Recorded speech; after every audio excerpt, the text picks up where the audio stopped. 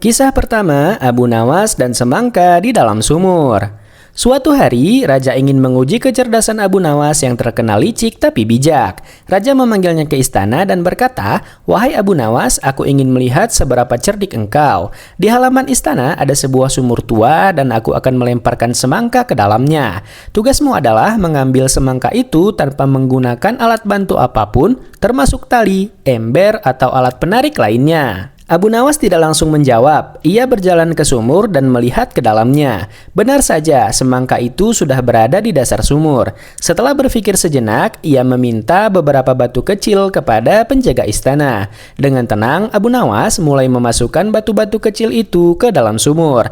Satu persatu, awalnya orang-orang mulai bingung. Apakah Abu Nawas sudah gila? Ini bukan saat bermain batu, gumam salah satu pengawal. Namun semakin lama, air sumur mulai naik ke permukaan karena volume batu yang dimasukkan terus bertambah. Hingga akhirnya semangka itu mengapung naik ke permukaan dan bisa diambil dengan tangan kosong. Raja terkesan dan bertanya, "Bagaimana bisa kamu berpikir secepat itu?"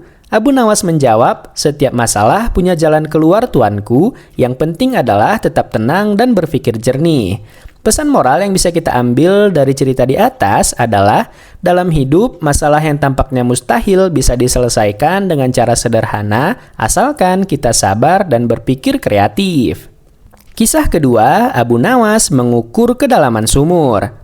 Pada kesempatan lain, Raja kembali menantang Abu Nawas dengan teka-teki. "Wahai Abu Nawas, aku ingin kau mengukur kedalaman sumur di taman istana ini, tapi dengan syarat hanya boleh menggunakan sebatang jerami, tidak boleh ada alat bantu lainnya." Abu Nawas menerima tantangan itu tanpa ragu. Ia berjalan ke sumur, membawa sebatang jerami panjang, namun ia tidak memasukkannya ke dalam sumur. Sebaliknya, ia menancapkan jerami itu di tanah, tepat di tepi bibir sumur. Lalu ia berkata kepada sang raja, "Tuanku, inilah kedalaman sumur."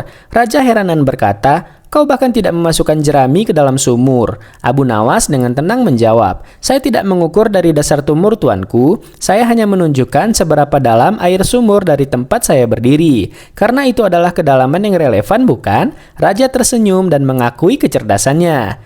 Pesan moral yang bisa kita ambil dari cerita di atas adalah, terkadang kita terlalu fokus mencari solusi yang rumit, padahal pendekatan secara sederhana bisa jadi lebih tepat jika kita melihatnya dari sudut pandang berbeda.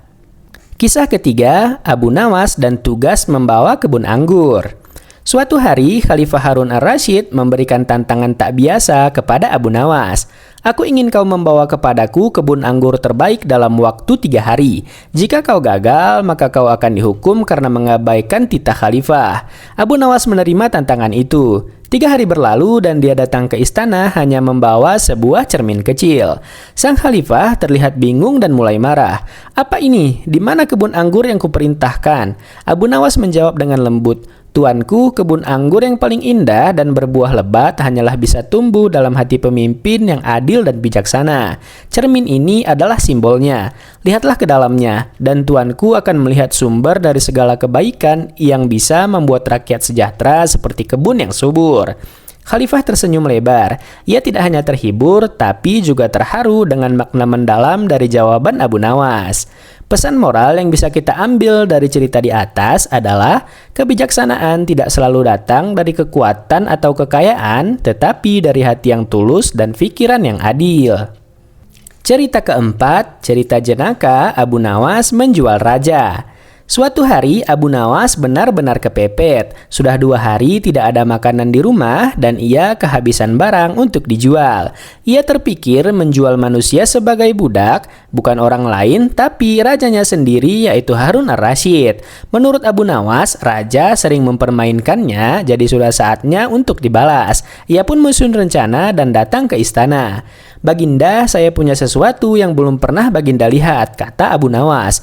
Raja pun langsung tertarik. "Cepat antar aku ke sana." Abu Nawas pun mengajak sang raja menyamar jadi rakyat biasa agar tidak menarik perhatian, lalu membawanya ke sebuah hutan.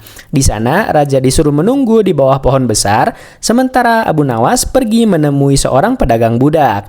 Abu Nawas mengatakan akan menjual seseorang yang sangat spesial, tapi dia tak tega memperlihatkannya dari dekat. Ia hanya menunjukkan raja dari kejauhan dan menandatangani surat kuasa menjual sang raja sebagai budak dengan dengan imbalan beberapa keping emas. Tak lama kemudian, pedagang budak itu mendatangi raja dan berkata, "Sekarang kamu budakku." Raja pun terkejut, "Apa maksudmu?" "Abu Nawas telah menjualmu padaku," jawab si pedagang sambil menyerahkan surat kuasa. Karena raja sedang menyamar, pedagang itu tidak tahu siapa dia sebenarnya. Raja dipaksa membelah kayu, tapi karena tak terbiasa kerja kasar, cara memegang parangnya pun salah. Pedagang itu mulai marah karena merasa dibohongi. Seketika, raja marah dan mengungkap identitas aslinya. "Aku Sultan Harun ar-Rasyid." Pedagang itu langsung gemetar dan bersujud minta ampun. Karena ia memang tak tahu, raja pun mengampuninya. Tapi kepada Abu Nawas, raja benar-benar murka dan dalam hati ingin rasanya meremas Abu Nawas seperti telur. Cerita kelima, rumah sempit dan akal cerdik Abu Nawas. Suatu pagi yang cerah, seorang lelaki datang tergesa-gesa ke rumah Abu Nawas dengan wajah lesu dan penuh keluhan. "Abu Nawas," katanya memelas, "aku benar-benar kehabisan akal. Rumahku terasa seperti kotak korek api, kecil, sumpek, dan penuh sesak. Aku tinggal bersama istriku dan 8 anak kami. Mereka mengeluh setiap hari. Kami ingin pindah, tapi apa daya, uang pun kami tak punya." Abu Nawas mengelus janggutnya sambil berpikir sejenak. Wajahnya kemudian menyeringai dengan pelan. Ia mengangguk-angguk seolah mendapat ilham. "Katakan padaku, kau punya domba di rumah?" tanya Abu Nawas. Lelaki itu mengerutkan kening, bingung dengan arah pertanyaannya. "Tidak, tentu saja tidak. Untuk apa aku punya domba?" "Kalau begitu, belilah 1 ekor, bawa masuk dan peliharalah di dalam rumahmu," kata Abu Nawas dengan mantap. Meski bingung bukan main, lelaki itu tetap mengikuti saran Abu Nawas. Ia pulang dan membeli seekor domba, lalu memeliharanya di dalam rumah bersama keluarganya. Keesokan harinya, ia kembali ke rumah Abu Nawas, kali ini dengan wajah jauh lebih kusut. "Abu Nawas, rumahku sekarang bukan hanya sempit, tapi juga bau dan berantakan. Domba itu membuat kekacauan di mana-mana." Abu Nawas tetap tenang. "Kalau begitu, tambahlah 2 ekor domba lagi. Bawa masuk ke rumahmu dan rawatlah bersama yang pertama." Mendengar saran itu, lelaki itu hampir tak percaya. Tapi entah kenapa, ia tetap menuruti Abu Nawas dan ia pergi ke pasar lalu membeli 2 ekor domba tambahan lagi. Hari berikutnya, lelaki itu kembali lagi dan kini benar-benar tak sabar. "Abu Nawas," teriaknya, "rumahku seperti kandang, istriku marah besar, anak-anak makin rewel dan aku hampir gila. Apa maksudnya semua ini?" Abu Nawas pun tersenyum dan berkata dengan tenang, "Kalau begitu, juallah semua domba yang ada di rumahmu." Tanpa bertanya lebih lanjut, lelaki itu segera pulang dan menjual ketiga dombanya. Beberapa hari kemudian, ia datang kembali ke rumah Abu Nawas. Kali ini wajahnya cerah dan penuh senyum. "Abu Nawas sungguh luar biasa. Setelah domba-domba itu pergi, rumahku terasa jauh lebih lega. Kami bisa bernapas dengan tenang. Istriku tidak lagi mengeluh, anak-anakku bermain dengan gembira. Aku benar-benar merasa lega." Abu Nawas tertawa pelan. "Lihatlah, kadang-kadang untuk merasa cukup kita hanya perlu tahu bagaimana caranya bersyukur. Bukan rumahmu yang berubah, tapi cara pandangmu terhadap rumah itu." Pesan moral yang bisa kita ambil dari cerita di atas adalah, seringkali rasa sempit atau lapang bukan berasal dari besar atau kecilnya ruang, melainkan dari besar kecilnya rasa syukur kita. Cerita ke-6, Abu Nawas dan 6 ekor lembu berjenggot. Suatu pagi yang cerah di istana Baghdad, Raja Harun ar-Rasyid sedang bosan. Untuk mengusir jenuh, beliau memanggil si cerdik Abu Nawas. Saat Abu Nawas tiba dan bersujud hormat, sang raja langsung berkata dengan nada serius tapi iseng, "Abu Nawas, dalam waktu 1 minggu, bawakan kepadaku 6 ekor lembu berjenggot yang bisa bicara. Kalau kau gagal, siap-siap akan dihukum." Semua yang mendengar perintah itu pun ternganga. Beberapa bahkan membatin, "Wah, tamatlah riwayatmu Abu Nawas." Tapi dengan tenang, Abu Nawas menjawab, "Baiklah tuanku, hamba terima tugas ini dengan sepenuh hati." Begitu keluar dari istana, Abu Nawas langsung pulang dan mengurung diri di rumah. Ia duduk merenung semalaman, mencoba memikirkan cara paling waras menghadapi titah paling tidak waras dari sang raja.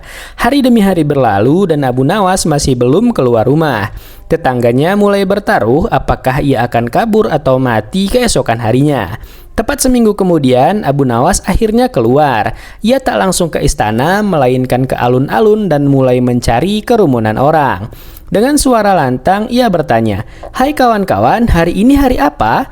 Orang-orang saling pandang dan mulai menjawab. Tapi anehnya tidak ada satupun jawaban yang sama. Ada yang bilang Senin, ada yang bilang Selasa, bahkan ada yang ngotot hari itu Jumat, padahal bukan. Abu Nawas pura-pura marah. "Wah, parah, begitu banyak orang tapi tak satu pun tahu hari apa ini. Sudah, ikut aku semua ke istana, kita tanya langsung pada raja." Keesokan harinya, istana penuh sesak. Semua penasaran ingin melihat bagaimana Abu Nawas membawa 6 ekor lembu berjenggot yang katanya bisa ngomong. Abu Nawas melangkah ke hadapan raja bersama 6 pria dewasa yang tampangnya ya biasa saja, berjenggot semua tapi jelas bukan lembu. Raja Harun memicingkan mata.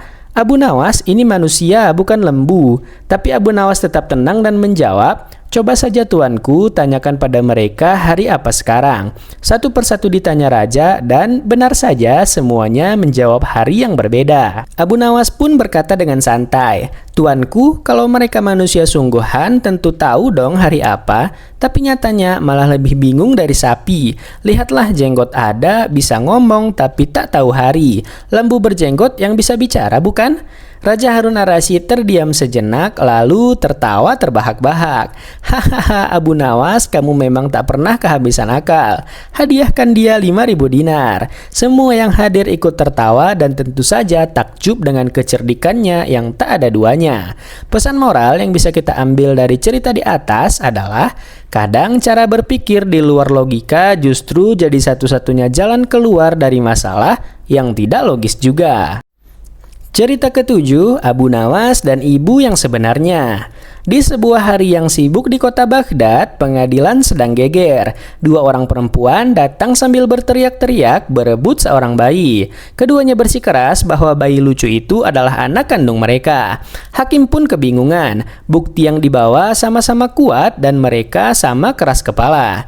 Tidak ada yang mau mengalah. Karena sudah buntu, sang hakim akhirnya menyerah dan pergi menghadap Raja Harun ar-Rasyid untuk minta bantuan. Raja Harun turun tangan langsung, tapi alih-alih menemukan solusi, beliau malah ikut pusing. Argumen kedua wanita itu sama kuatnya dan raja pun sadar ini bukan urusan biasa. Maka dipanggillah orang paling licik sekaligus paling cerdas di seluruh Baghdad, siapa lagi kalau bukan Abu Nawas. Setelah mendengar masalahnya, Abu Nawas tak langsung bereaksi. Ia mengangguk pelan, tersenyum tipis, lalu berkata, "Biar saya tangani tuanku, tapi besok di pengadilan." Keesokan harinya, pengadilan penuh sesak. Semua penasaran ingin tahu apa yang akan dilakukan Abu Nawas. Dengan tenang, Abu Nawas masuk ke ruang sidang sambil membawa seorang algojo bertubuh kekar, lengkap dengan pedang besar di pinggangnya. Orang-orang pun langsung tegang. Bayi mungil itu diletakkan di atas meja dan Abu Nawas berkata dengan lantang, "Karena kalian berdua bersikeras bahwa bayi ini anak kandung kalian dan tak ada yang mau mengalah, maka satu-satunya jalan adalah membagi bayi ini menjadi 2 dan masing-masing ibu dapat setengah." Sontak seluruh ruangan pun menjadi hening. Lalu salah satu wanita langsung berseru, "Setuju, itu adil, potong saja biar selesai urusan." Namun wanita yang satunya langsung menangis histeris. Ia berlutut dan memohon, "Tolong jangan sakiti bayi itu, serahkan saja padanya, aku rela asal anak ini tetap hidup." Abu Nawas mengangguk puas, ia lalu berdiri dan berkata dengan tegas, "Sudah jelas dialah ibu kandung yang sebenarnya. Tak mungkin ada ibu sejati yang rela anaknya dibelah, apalagi di depan matanya sendiri." Bayi itu pun langsung diserahkan kepada perempuan yang rela melepaskannya demi keselamatannya. Sementara wanita yang satu lagi, yang dengan santai setuju bayinya dibelah, dinyatakan bersalah dan dijatuhi hukuman. Raja Harun ar-Rasyid pun tersenyum puas. "Abu Nawas, kau memang tak pernah gagal bikin kita semua ternganga." Orang-orang bersorak dan bersyukur. Akhirnya si bayi kembali ke pelukan ibu kandungnya dan keadilan pun ditegakkan dengan cara khas Abu Nawas. Pesan moral yang bisa kita ambil dari cerita di atas adalah cinta sejati seorang ibu itu bukan tentang memiliki tapi tentang rela berkorban demi kebaikan anaknya, dan kadang kebenaran bisa muncul dari cara yang tidak biasa.